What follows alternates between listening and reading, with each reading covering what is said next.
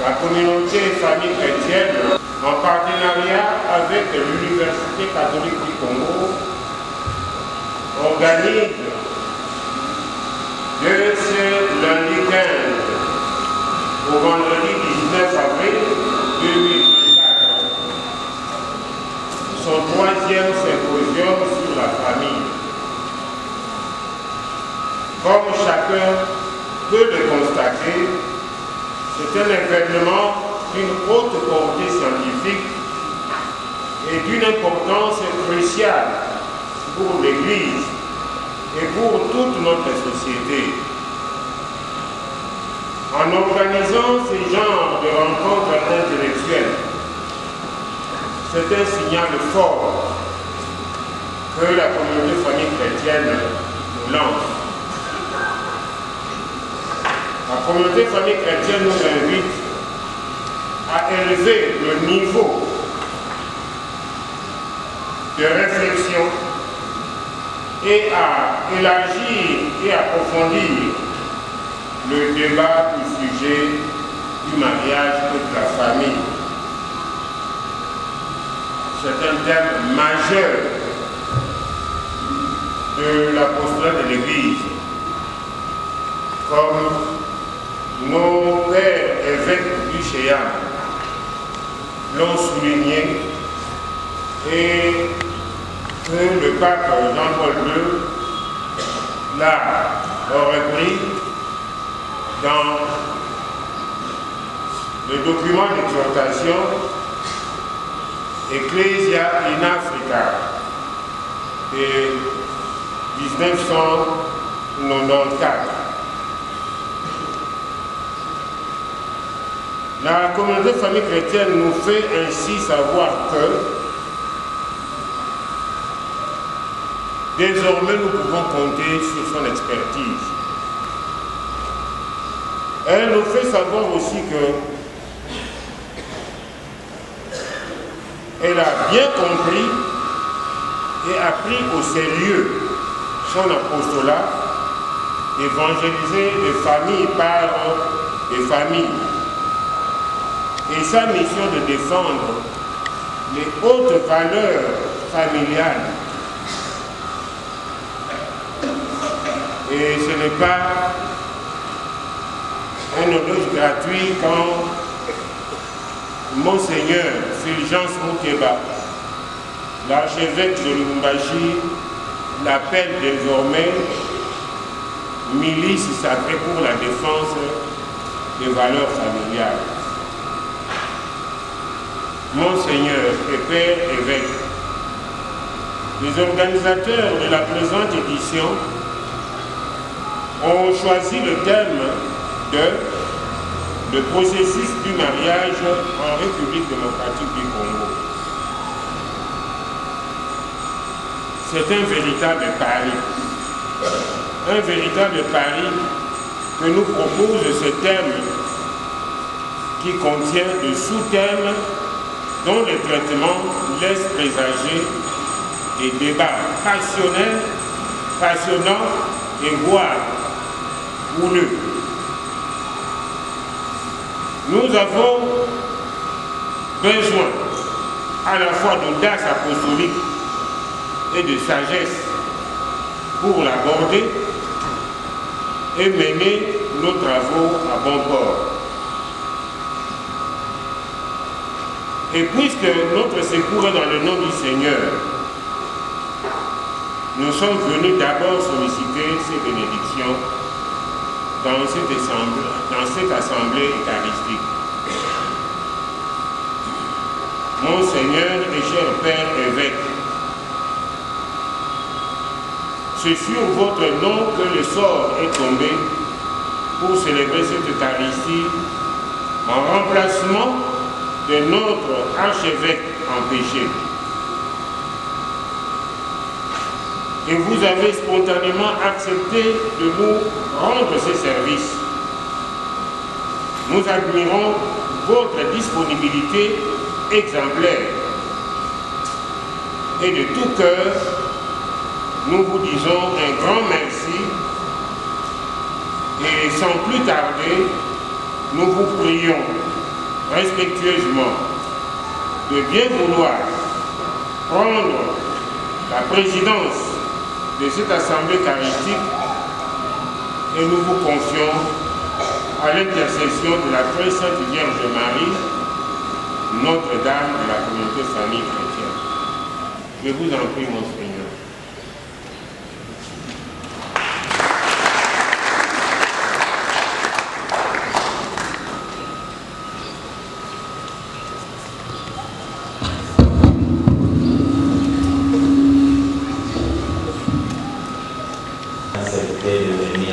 spontanément à une invitation lancée par la famille chrétienne.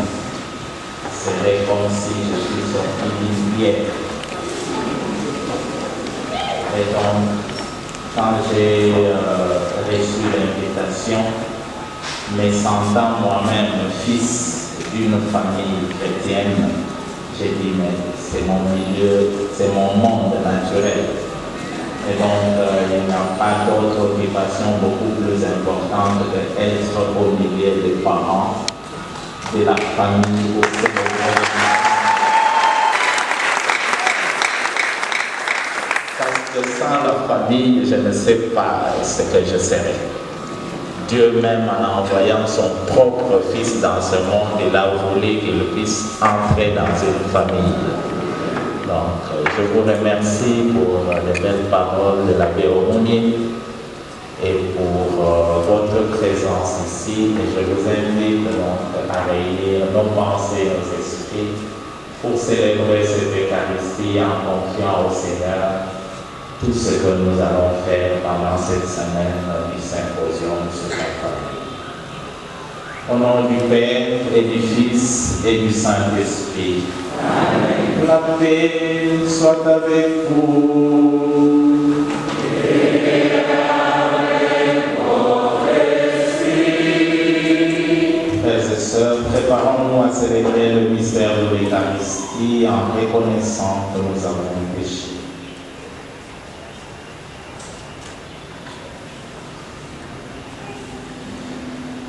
Je confesse à Dieu Tout-Puissant.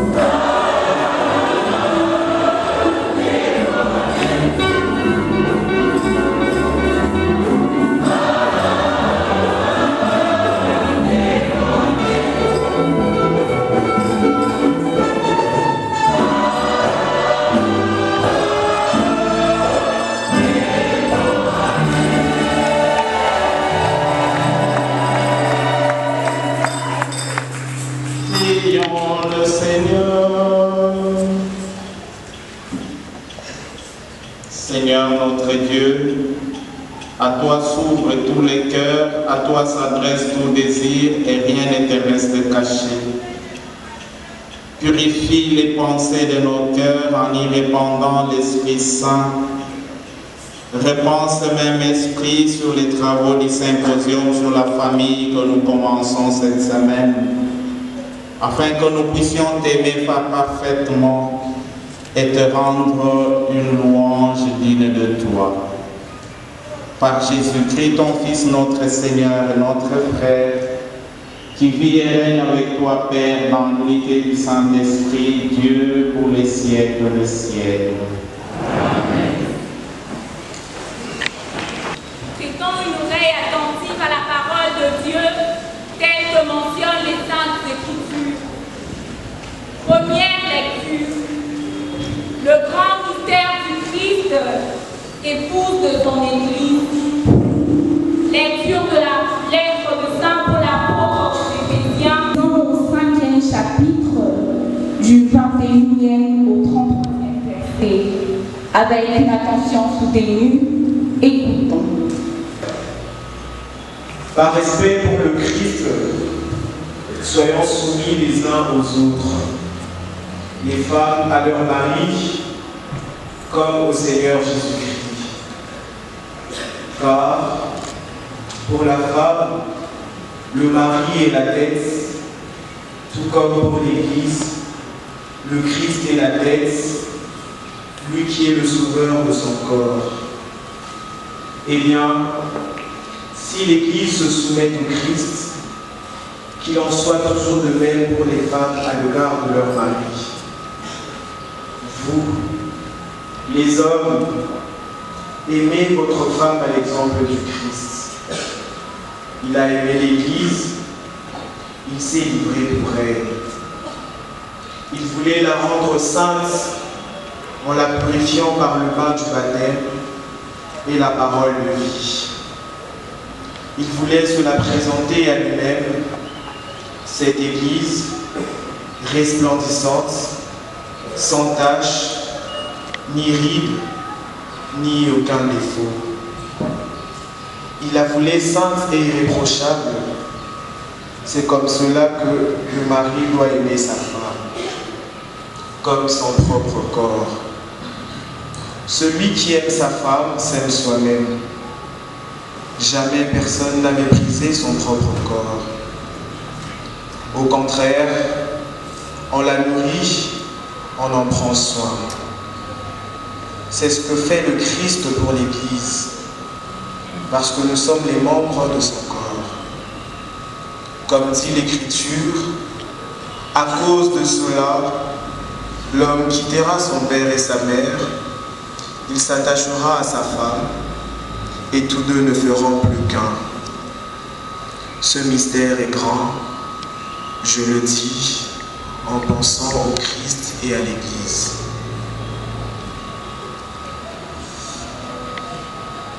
C'est la parole du Seigneur.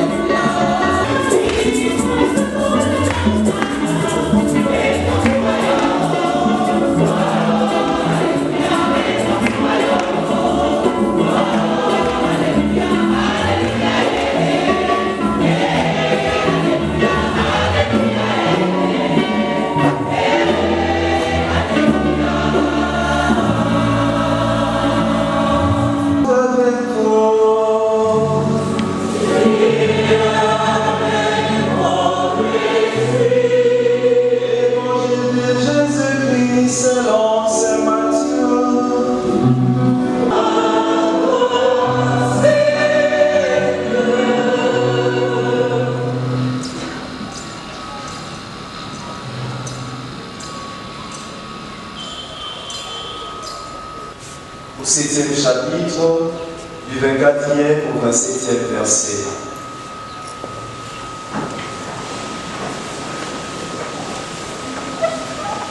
Ainsi, celui qui entend les paroles que j'ai dit là et les met en pratique est comparable à un homme prévoyant qui a construit sa maison sur les rocs. La pluie est tombée, les torrents ont dévalé, les vents ont soufflé et se sont abattus sur cette maison. La maison ne s'est pas écroulée, car elle était fondée sur le roc. Et celui qui entend de moi ces paroles sans le mettre en pratique est comparable à un homme insensé qui a construit sa maison sur le sable. La pluie est tombée, les torrents ont dévalé, les vents ont soufflé, ils sont venus battre cette maison. La maison s'est écroulée et son écroulement a été complet.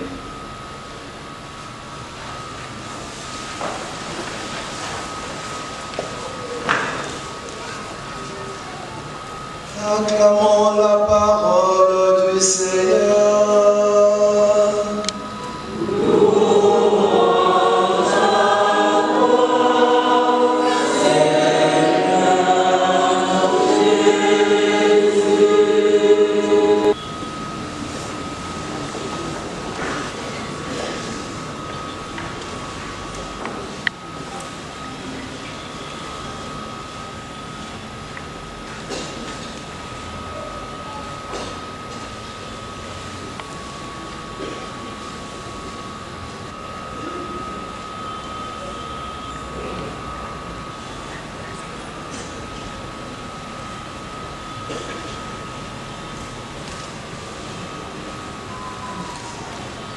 Dans le sacerdoce, chers responsables et membres de la famille chrétienne, bonsoir. Bonsoir. Je voudrais bien, avant toute chose, vous transmettre les salutations de son éminence, le cardinal Fridolin, qui aurait bien voulu être avec vous ce soir, mais comme vous le savez, il répond à l'invitation du Saint-Père qui, à partir d'aujourd'hui, c'est lundi, à partir d'aujourd'hui, a commencé la réunion du Conseil des 9 cardinaux qui l'aide dans la réforme de l'Église. Et ces conseils a lieu d'aujourd'hui à mercredi. C'est la raison pour laquelle son éminence, le cardinal, n'est pas avec vous, mais il aurait bien voulu être là. Avant son départ, hier, nous avons encore parlé, il m'a demandé de vous saluer et vous présenter ses encouragements pour ce symposium qui va s'ouvrir. Et il vous remercie, comme je l'ai fait aussi au nom de l'Église de Kinshasa, d'avoir commencé les travaux de ce symposium en écoutant d'abord la parole de Dieu et en célébrant l'Eucharistie. Frères et sœurs, vous le savez bien, l'avenir de l'humanité se forge dans la famille. C'est par ces paroles transcendantes et prophétiques que le Saint Pape Jean-Paul II conclut son exhortation apostolique sur la mission de la famille chrétienne dans le monde d'aujourd'hui, Familiaris Consortio. Oui, frères et sœurs, l'avenir de l'humanité se forge dans la famille, car c'est sa manière particulière de vivre en tant que famille qui façonne les visages des peuples. D'ailleurs, nous pouvons bien nous en rendre compte. L'identité caractéristique de notre société et de notre pays, la République démocratique du Congo, a toujours été forgée par les foyers où l'on pense, où l'on réfléchit, où l'on aime et où on vive selon l'esprit de l'Évangile. Et cela se fait remarquer. Il suffit simplement de prendre les rétroviseurs de l'histoire de notre société, de notre pays, la RDC, pour nous rendre bien compte sur ce qui se passe et vous verrez que quand les familles vivaient encore comme famille chrétienne, dans la société congolaise, il n'y avait pas beaucoup de boulot. Quand les familles vivaient encore comme des familles qui écoutaient la parole de Dieu en famille, qui pensaient sur les vertus et qui essayaient de les appliquer, il n'y avait pas trop d'indisciplinés sur les routes. Donc, vous le savez bien, l'avenir de l'humanité se forge dans la famille. Et c'est le Saint Pape Jean-Paul II qui l'a bien dit en son temps.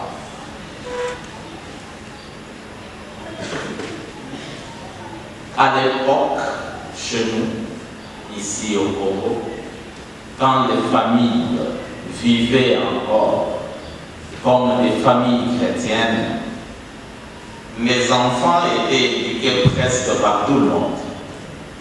Dans nos quartiers comme dans le village, il n'y avait pas des enfants que de telles familles. Les papas et les mamans du quartier ou du village étaient les papas et les mamans de tout le monde. D'ailleurs, je me rappelle quand nous étions encore enfants, on redoutait plus les papas voisins que nos propres papas et nous. Parce que si le papa voisin du quartier ou la maman voisine te voyait commettre une faute, mais il ou elle te corrigeait sur place.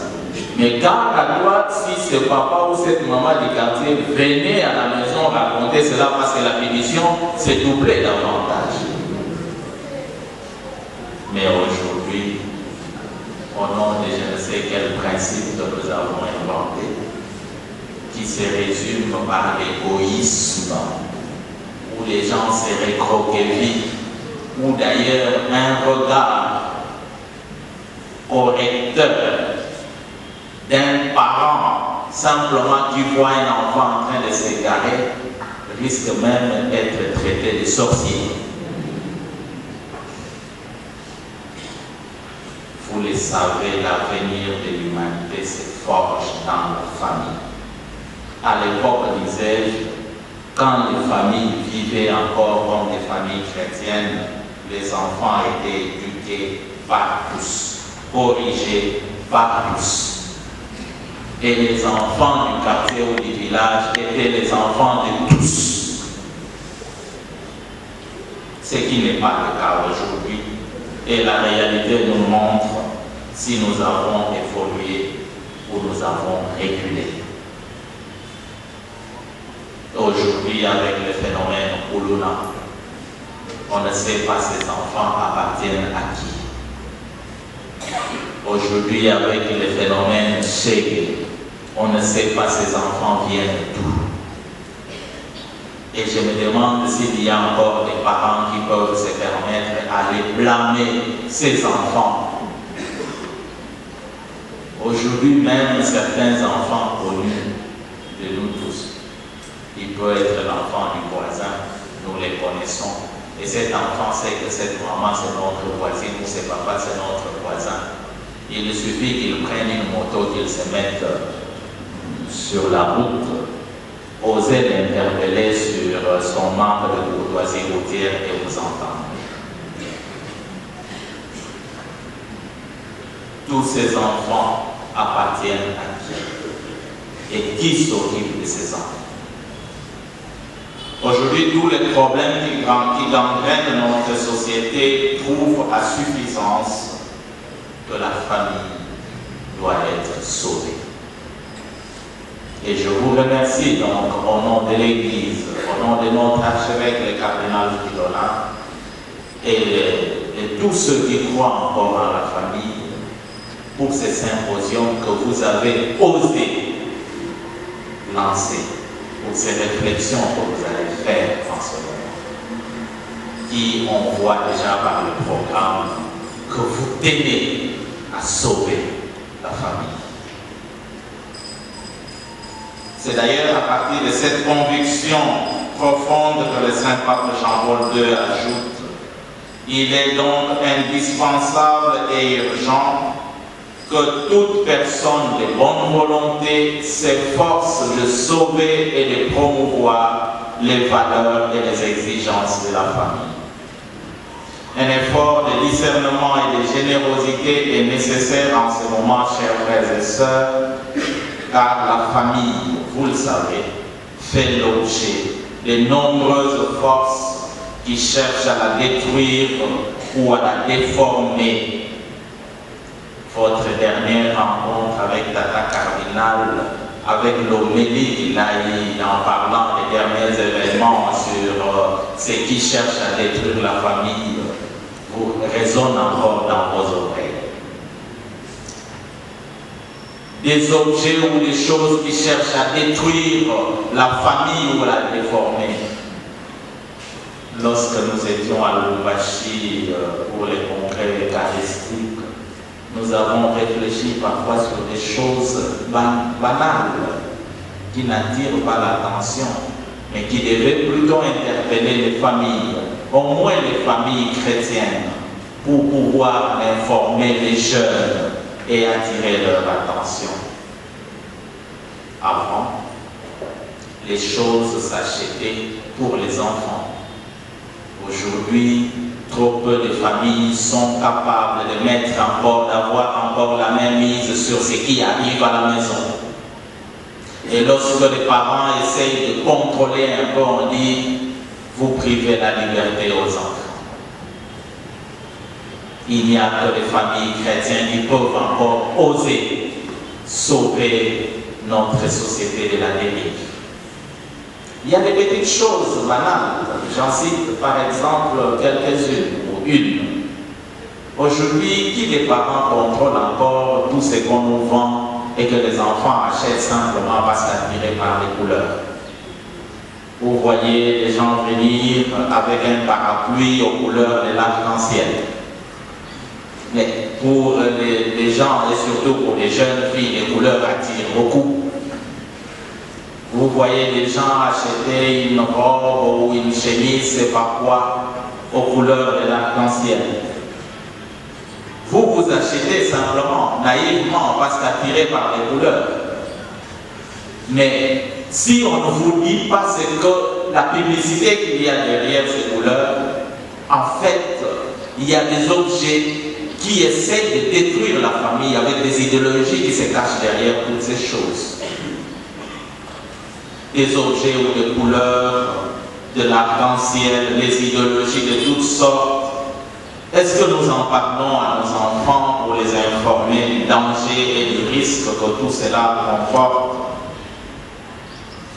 Nous n'ignorons pas que la situation dans laquelle se trouve la famille présente de nombreux aspects positifs qui sont les signes du salut du Christ à l'œuvre dans le monde.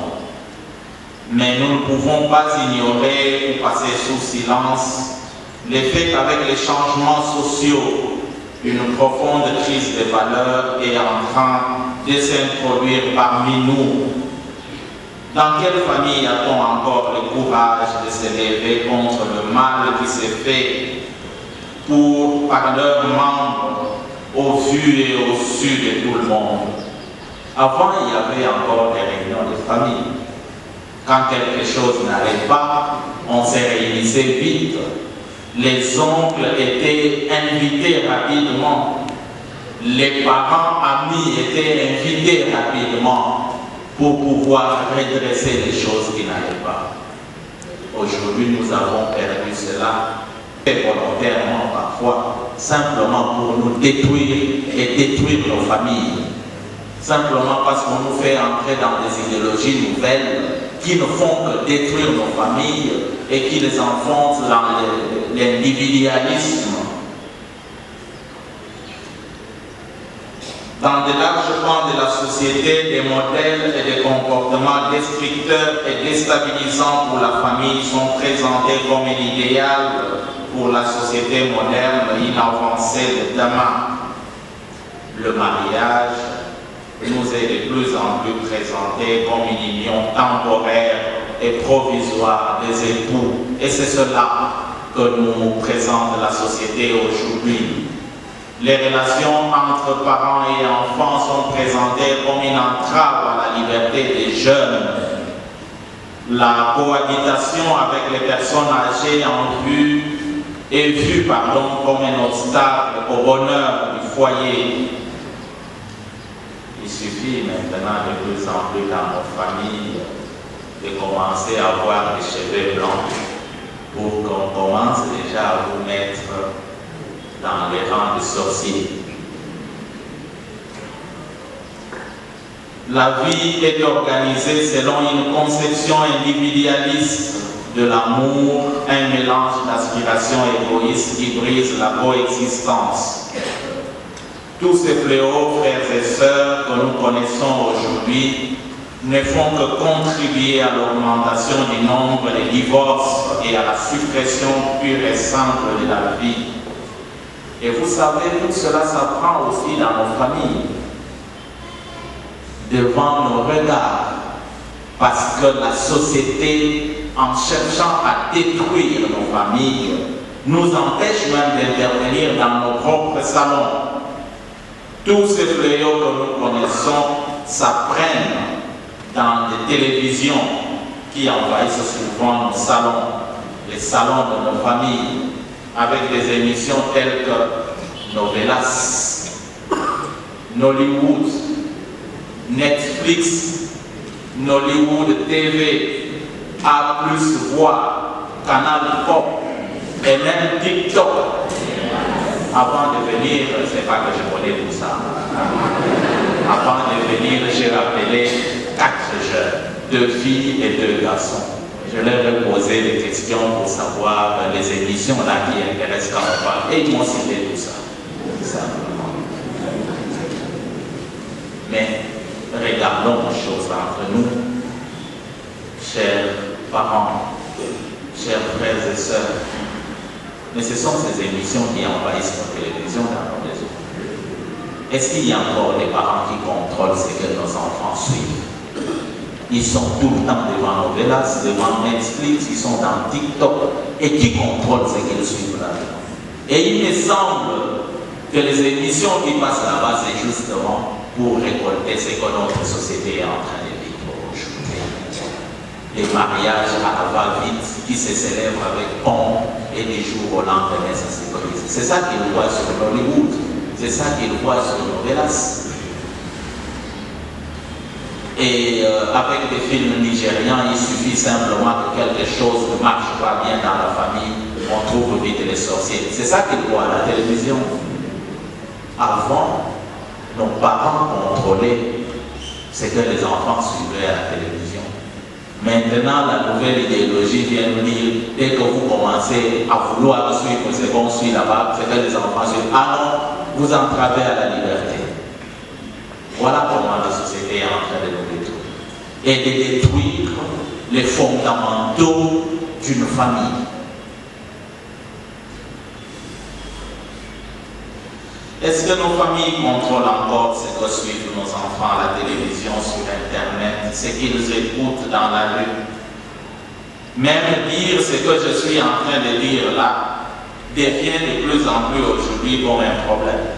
Il suffit de mettre mon propos là sur ce que je viens de citer de Nollywood, tout ça sur les réseaux sociaux, on va me traiter de conservateur. On dira que je suis je ne sais quel siècle. La famille chrétienne ne peut pas être identifiée au modèle de famille brisée, frivole, scandaleuse, qui se brise facilement et qui nous sont présentées aujourd'hui avec tant d'insistance dans les pages de la société, dans les magazines People, dans les films nigérians et dans les médias. Au regard de la situation que nous vivons aujourd'hui dans une société qui semble détruite, le Saint-Pape Jean-Paul II nous a laissé une devise en disant, c'est toujours dans Familiaris Consortium, il disait, famille, sois ce que tu es. Soyons donc conscients que le mariage et la famille constituent l'un des biens les plus précieux de l'humanité. Nous, chrétiens, devons nous engager davantage dans la réalisation de notre propre famille selon les orientations de l'Évangile et de l'enseignement de l'Église. Nous ne devons pas nécessairement suivre ce que le monde nous dicte. Notre orientation doit trouver son fondement dans l'Évangile et dans l'enseignement de l'Église. Ne pas de faire ainsi nous fait faire des choses comme le monde voudrait nous l'imposer. Par exemple, j'ai vu dans le programme du symposium, on va vous parler de la dot. La question de la dot, de la facture de la dot, aujourd'hui, ici chez nous, qui est temps d'ailleurs, parce que tel que c'est célébré la dot aujourd'hui, ce n'est pas dans nos cultures. C'est pas comme ça. J'ai vu la fois dernière une facture de dot où on demande même des panneaux solaires. C'est dans quelle culture là? Alors que la dot, vous le savez, nous sommes pratiquement des mêmes cultures. Ici, chez nous, nous connaissons nos cultures. Ça s'est réduit essentiellement au vin de palme, à quelques noix de cola, et puis des choses tout à fait symboliques. Les panneaux solaires viennent faire quoi dans cela? Et donc, l'exagération de la facture de la dot peut être comprise comme les refus de se laisser éclairer par la parole de Dieu dans ce que nous faisons et dans ce que nous prenons comme orientation, en se focalisant simplement sur les biens matériels compris comme les biens de valeur, alors que l'évangile que nous venons d'écouter nous présente ces biens matériels comme construire sur du sable. C'est des choses qui passent. Cette fondation fragile du vrai amour conjugal qui se fait voir aujourd'hui, pour que ça soit un mariage, il faut que notre dot soit beaucoup plus élevée que celle du voisin. Et il faut pour cela ajouter non seulement ceci ou cela, mais il faut qu'il y ait des smartphones, des panneaux solaires, des dots modernes, non, qui sont venus de je ne sais quel monde. D'ailleurs, même ceux qui fabriquent ces panneaux solaires, j'ai été dans beaucoup de pays d'Europe, ceux qui fabriquent ces panneaux solaires ne demandent même pas la dot comme nous la demandons ici. Nous, chrétiens, devons témoigner du fait que la modernité et le progrès authentique de la famille résident dans l'amour personnel et personnalisé, dans un amour qui dépasse tout intérêt matériel et égoïste, dans un amour qui est prêt à servir et à partager avec les autres. Et pour cela, la famille de Nazareth, la Sainte Famille, est pour nous chrétiens le chemin par lequel nos familles peuvent atteindre les profondeurs de leur vérité. Parlons plus de la vie de Jésus dans nos familles. Parlons plus de la vie de Marie et de Joseph. Et nous trouverons en eux la lumière pour construire sur les rocs nos familles chrétiennes. Frères et sœurs, il y a des circonstances qui poussent nombreuses familles à l'incertitude et qui les poussent parfois au découragement même quant à leur rôle dans la société. Tout cela nous invite à tourner notre regard vers la parole de Dieu si nous voulons réellement construire sur les rocs. C'est là-dedans, dans la parole de Dieu, que nous découvrirons la vraie famille, la vraie vocation et la vraie mission de la famille chrétienne dans notre société, dans notre monde. C'est à la lumière de la parole de Dieu que nous serons capables de découvrir, par ce temps qui sont les nôtres, les vrais fondamentaux d'une famille et d'une société construite sur les rocs. Et je vous remercie donc d'avoir choisi de commencer ce symposium sur la famille par l'écoute de la parole de Dieu et la célébration eucharistique qui nous mettront sur les vrais rails pour pouvoir réfléchir sur la famille qui est en fait la base de toute vraie société. Dans la parole de Dieu, Marie nous est présentée comme une jeune femme fiancée à un artisan, Joseph. Elle a une famille humble et nombreuse et entretient des relations normales d'affection et de service avec ses proches. On ne nous la présente pas avec des relations tendues comme celles que nous avons la plupart du temps dans nos familles aujourd'hui. Les modèles des familles, donc, ne sont pas des tensions qui caractérisent nos familles aujourd'hui. Les modèles de famille, nous devons les chercher dans la parole de Dieu, où Marie nous est présentée comme une femme appartenant à une grande famille et qui mène une vie assez humble et qui est prête à partager ses services avec ses membres de famille, dont Élisabeth. Marie accomplit la mission extraordinaire de mère du Sauveur dans une humble maison de village. Et donc le modèle de la famille chrétienne doit être recherché là-bas. Ce n'est pas dans le luxe qui fait tuer souvent les couples. Imaginez-vous qu'une de nos soit déclarée comme la mère du Sauveur. Elle habiterait encore la case là de Nazareth. Elle habiterait encore la case de Nazareth. Il y en a parmi nous qui ont été choisis par les membres du quartier pour un poste quelconque. Après, ils disparaissent en effort. Mais Marie avait accompli sa mission de mère et sauveur dans une humble maison de village. À la vie familiale, à la vie normale de son père adoptif, le charpentier, Jésus n'était pas écarté des autres et de la société. Est-ce que nous nous rendons compte de Dieu? D'ailleurs, parfois, en l'appelant, nous disons le roi des rois. Il n'a pas été écarté de la vie normale de la famille. Il a vécu avec ses parents jusqu'à atteindre 30 ans et il travaillait avec son père qui n'était que charpentier. Aujourd'hui, si nous avons un fils du roi dans notre quartier, je me demande s'il va encore faire le travail de la maison.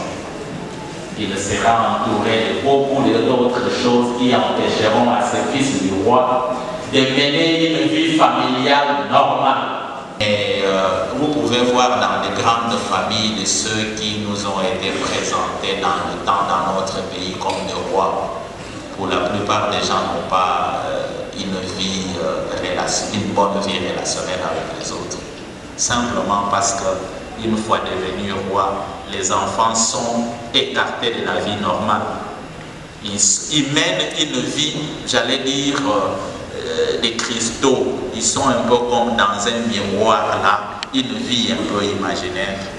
Mais Jésus, Fils de Dieu, il a passé toute sa vie, toute son enfance, jusqu'à atteindre l'âge de 30 ans, selon nous renseignent les Écritures, en faisant le travail du charpentier dans leur quartier de Nazareth.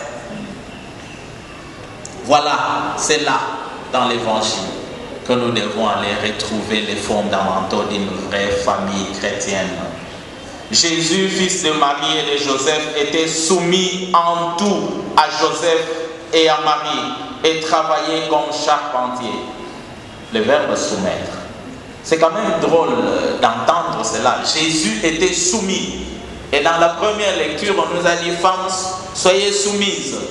Dans un monde de péché, ce verbe n'est pas très bien accepté. Il est très mal reçu.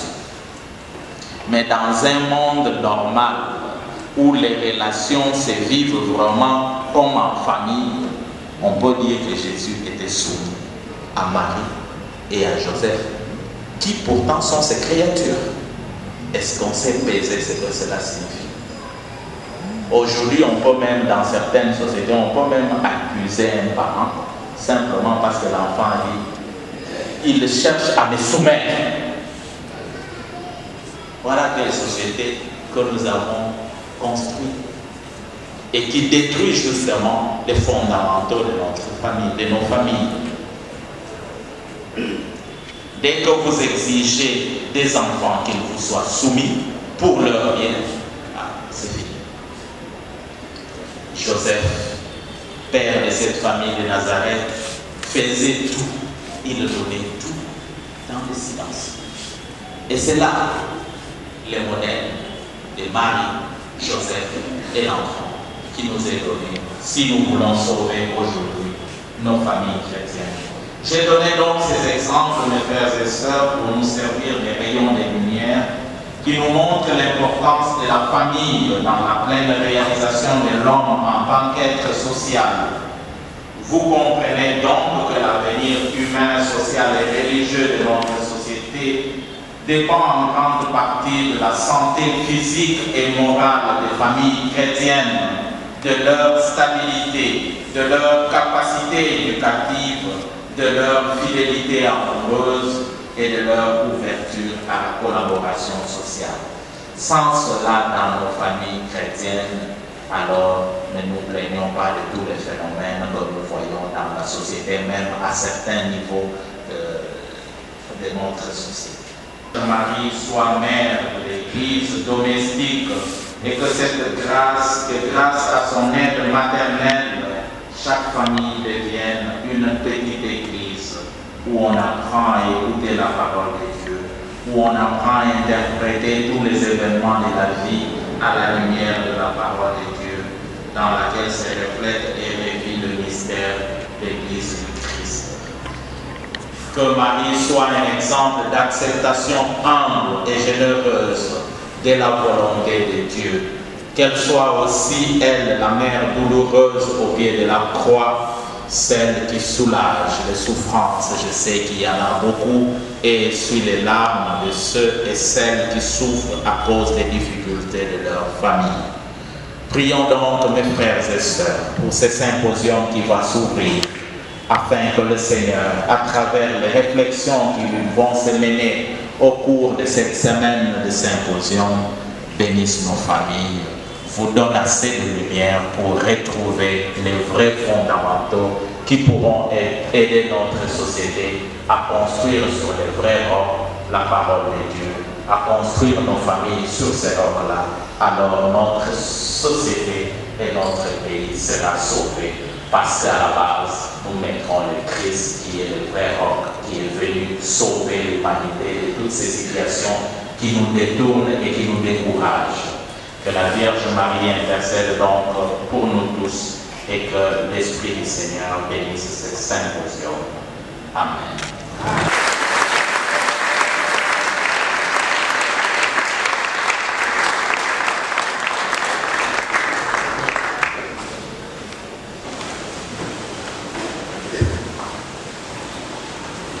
Frères et sœurs, en ces jours très saints, supplions le Père Tout-Puissant, afin que la part de son Fils Jésus-Christ, notre Seigneur, apporte grâce et joie dans nos familles et dans le monde entier.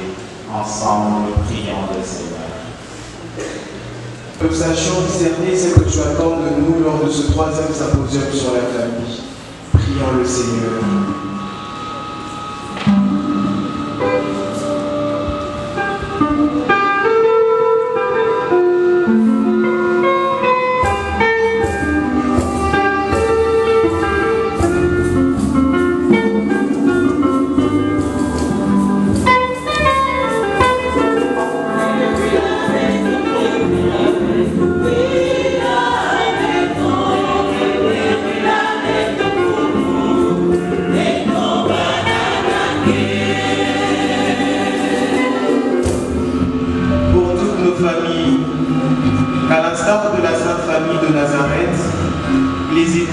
Soient soumises à leur époux, que ces derniers aiment leurs épouses de tout leur cœur et que les enfants grandissent en croissance et en sagesse. Prions le Seigneur.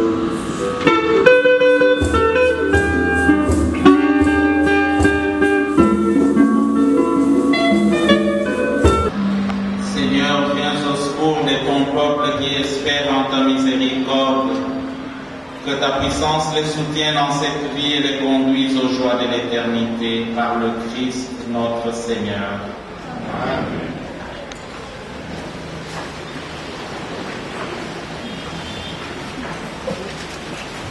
Avec un cœur simple et joyeux, avons reçu de sa main.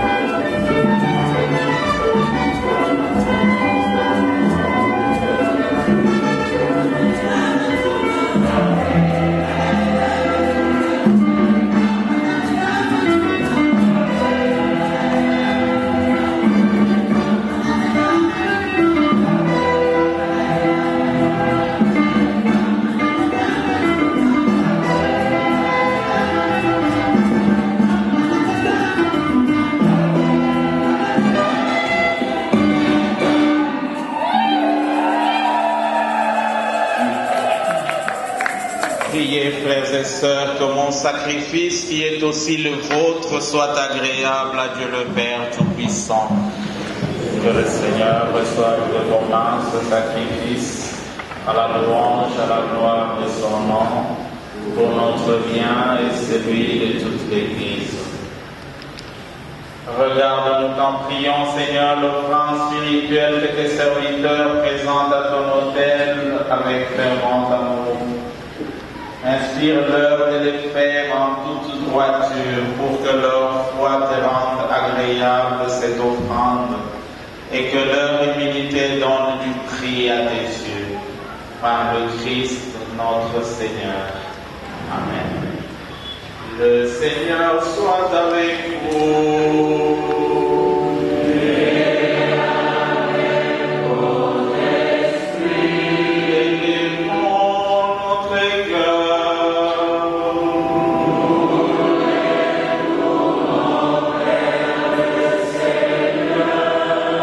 Rendons grâce au Seigneur notre Dieu.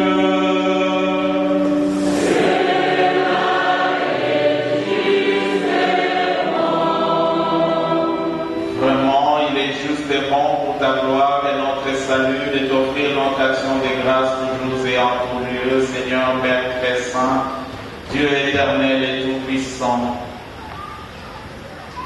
Toi qui sais ce qu'il faut à chacun et le lui donnes à chaque instant, tu gouvernes ton Église avec une sagesse admirable, car tu ne cesses de la soutenir par la force de l'Esprit Saint, pour que d'un cœur toujours attaché à toi, elle persévère dans la supplication au milieu des épreuves et dans l'action de grâce lorsqu'elle est dans la joie par le Christ notre Seigneur.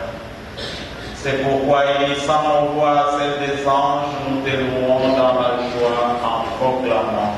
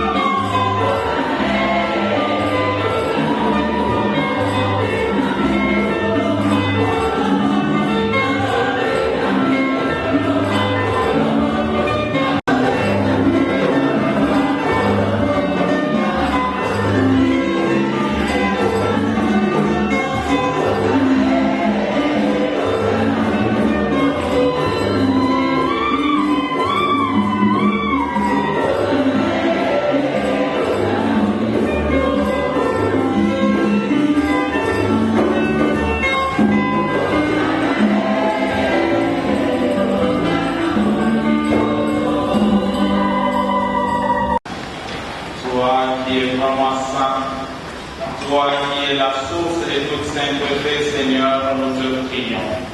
Sanctifie ces offrandes en répandant sur elles ton esprit, qu'elles deviennent pour nous le corps et le sang de Jésus, le Christ, notre Seigneur.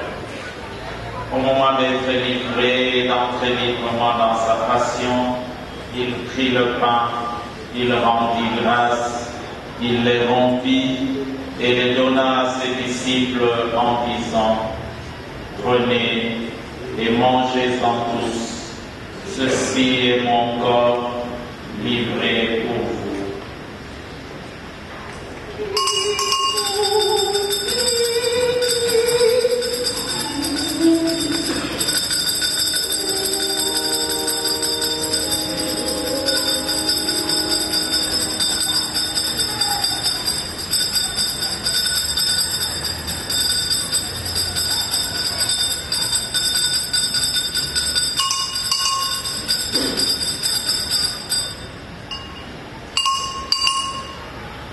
De même, après le repas, il prit la coupe.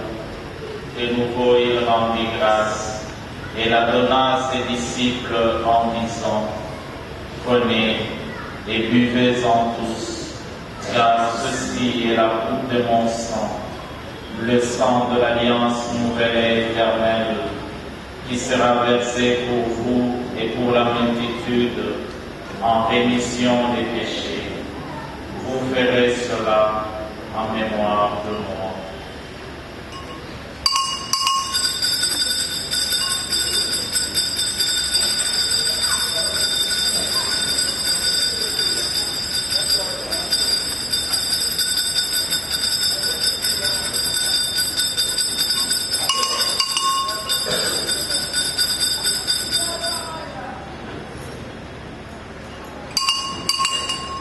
Et dans le mystère de la foi, nous annonçons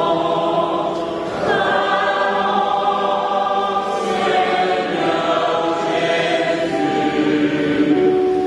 nous proclamons ta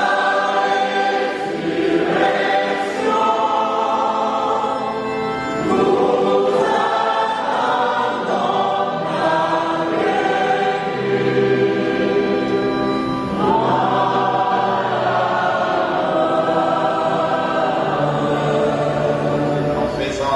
Mémoire de la mort et de la résurrection de ton Fils, nous t'offrons, Seigneur, le pain de la vie et la coupe du salut, et nous te rendons grâce car tu nous as estimés dignes de nous tenir devant toi pour te servir. Humblement, nous te demandons qu'en ayant part au corps et au sang du Christ, nous soyons rassemblés par l'Esprit Saint en un seul corps. Souviens-toi, Seigneur, de ton Église répandue à travers le monde. Tu l'as grandie dans ta charité, en union avec notre pape François, notre évêque et cardinal Fridolin, Monseigneur Carlos qui offre cette Eucharistie avec nous, et tous les évêques, le prêtre et les diacres, tous ceux qui ont la responsabilité de conduire ton peuple.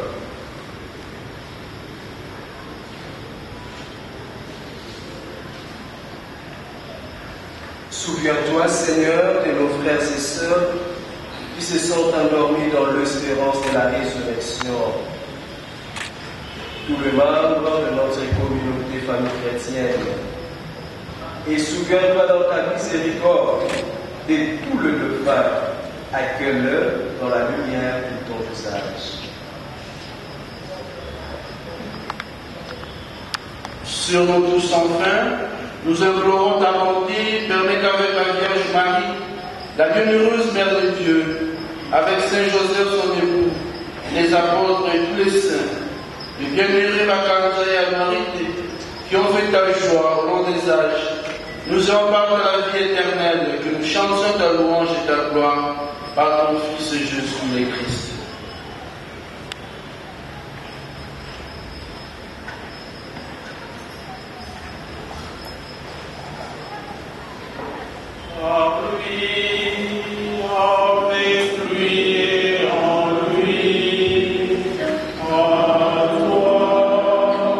Dieu le Père Tout-Puissant,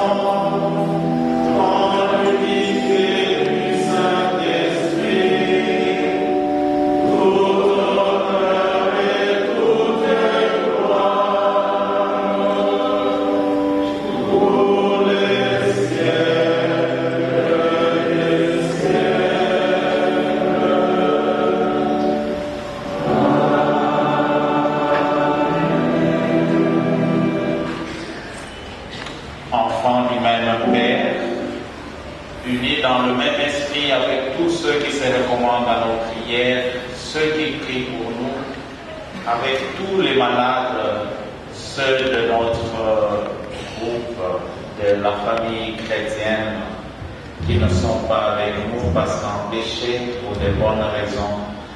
Disons tous ensemble la prière que nous avons reçue du Sauveur. Notre Père, qui es aux cieux, que ton nom soit sanctifié, que ton règne vienne, que ta volonté soit faite sur la terre comme au ciel. Donne-nous aujourd'hui notre pain de ce jour. Pardonne-nous nos offenses, comme nous pardonnons aussi à ceux qui nous ont offensés. Et ne nous laisse pas entrer en tentation, mais délivre-nous du mal. Délivre-nous de tout mal, Seigneur, et donne la paix à notre temps. Soutenus par ta miséricorde, nous serons libérés de tout péché, à l'abri de toute épreuve. Nous qui attendons que se réalise cette bienheureuse espérance, l'avènement de Jésus-Christ, notre Sauveur. Car c'est à toi qu'appartiennent le règne, la puissance et la gloire, pour les siècles des siècles. Seigneur Jésus-Christ, tu as dit à tes apôtres, je vous laisse la paix, je vous donne ma paix. Ne regarde pas nos péchés, mais la foi de ton Église. Pour que ta volonté s'accomplisse, donne-lui toujours cette paix. Donne de ta paix à nos familles, à nos cœurs. Donne de ta paix à des familles brisées, détruites. Et conduis ton Église vers l'unité parfaite, toi qui vis et règnes pour les siècles des siècles. Amen. Que la paix du Seigneur soit toujours avec vous.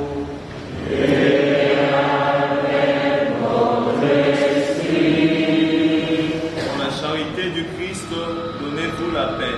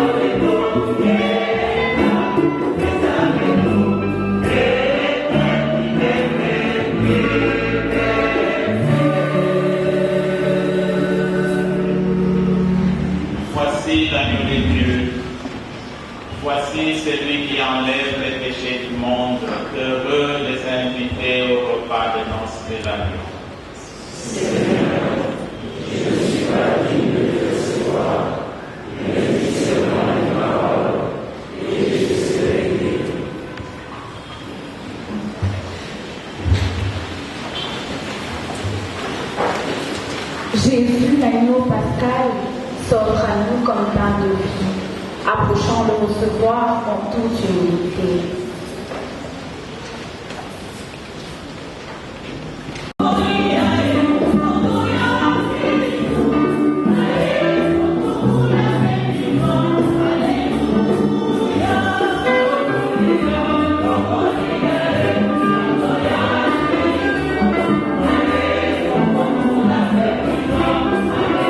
Amen.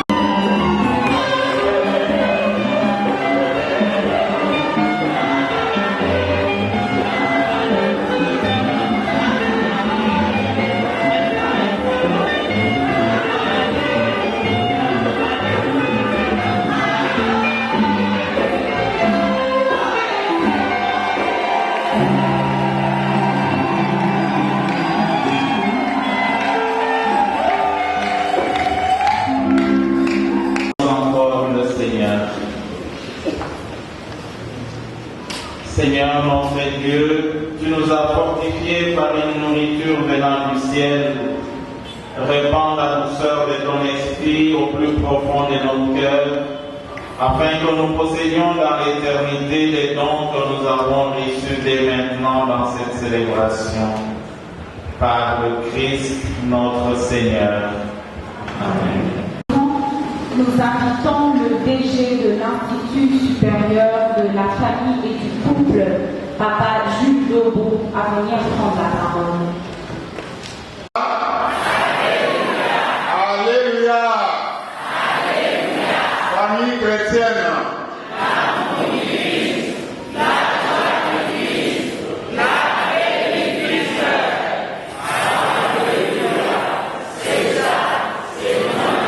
Acclamons le Seigneur.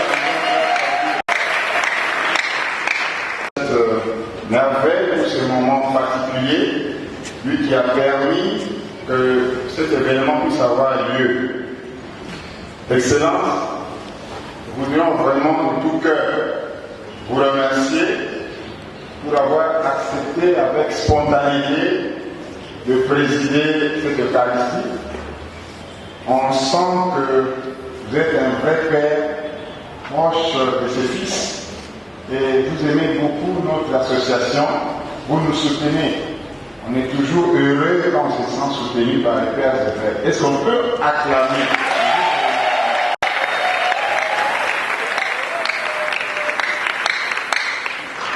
Je sens. Nous commençons demain les travaux. Nous clôturons le vendredi, comme je vais communiquer tout à l'heure le programme. Nous prions, Votre Excellence, si votre agenda le permet, que, comme vous l'avez fait en 2022, puissiez aussi clôturer le vendredi à l'Université catholique les travaux que nous allons commencer le mardi.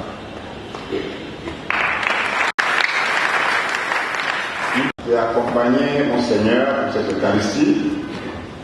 Merci de votre présence. On peut acclamer pour nous.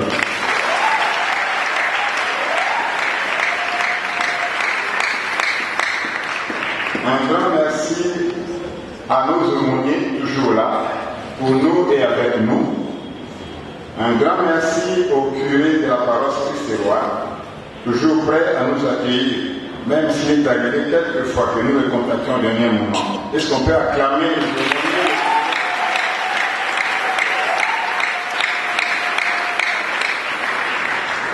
Merci au couple berger de la communauté famille chrétienne pour son leadership dans l'organisation de ce symposium. Merci à toute l'équipe dirigeante, l'équipe du discernement de la communauté famille chrétienne. Merci à vous tous qui êtes ici présents, à tous ceux qui nous suivent à travers les médias, par le monde entier, membres de la communauté famille chrétienne. Merci de soutenir ce symposium par votre présence, par la participation aux travaux.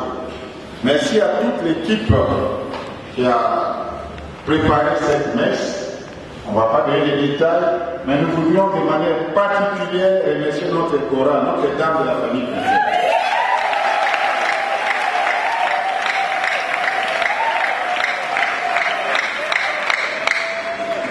Alors, la suite du programme, c'est que demain, mardi 16 avril, à partir de 8 h, nous nous retrouvons au CEPAS pour le programme que vous avez reçu. Le symposium démarre demain avec la conférence inaugurale. Alors, et ce sera la suite des travaux. Toute la journée de demain, nous serons au CEPAS. Le mercredi, du mercredi 17 au vendredi 19, nous serons à l'Université catholique du Congo, site de l'Imédé, où nous allons continuer avec les travaux, des ateliers, et nous allons clôturer le vendredi. Et nous, au niveau interne de la communauté famille chrétienne, nous nous retrouvons le lundi 22 au centre Cana, où nous allons aussi faire la vulgarisation des résolutions et des recommandations du symposium. Veuillez passer l'information auprès des membres qui sont pas là, à travers les réseaux sociaux, à travers les médias, pour que le troisième symposium de l'Ishasa sur la famille soit une réussite. Merci de votre attention.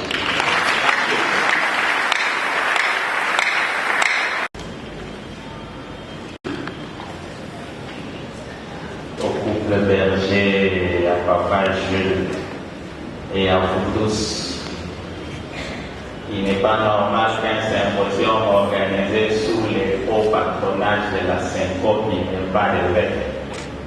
Ça serait vraiment contradictoire.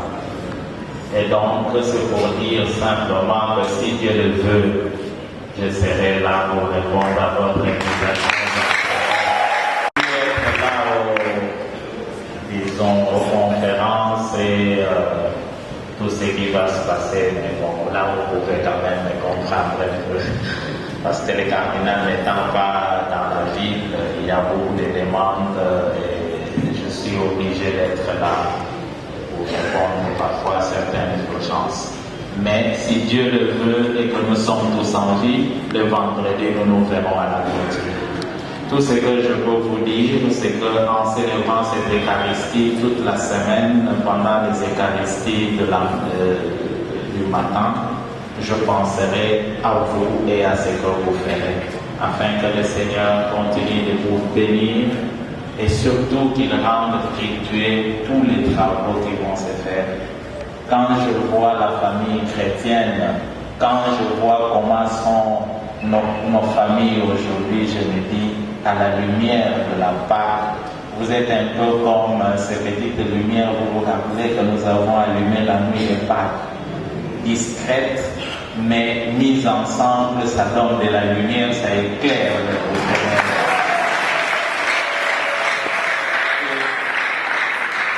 C'est comme cela que nous vous voyons. Vous pouvez paraître un petit groupe, une petite association, mais ce que vous s'aimez va illuminer le monde par la grâce de Dieu. Et donc, ne vous laissez pas troubler par ce qui apparaît ici. Ne vous laissez pas troubler. Vous êtes une sémence vivante et la famille est une institution divine, cette sémence voulue par Dieu, et que vous permettrez par vos efforts, par les enseignements, le Seigneur lui-même fera que tôt ou tard ça puisse donner du fruit. Et on nous a appris que la terre tourne autour du soleil, mais il y aura certainement d'autres astres qui tournent autour d'autres astres. Donc aujourd'hui, nous pouvons avoir l'impression que c'est la terre qui est en train de tourner autour du soleil, c'est-à-dire avec tout ce que le monde nous fait croire, les destructions de la famille, du mariage, du couple. Mais cet enseignement et cette lumière que vous êtes petit à petit va renverser l'échelle des valeurs et nous verrons autre chose par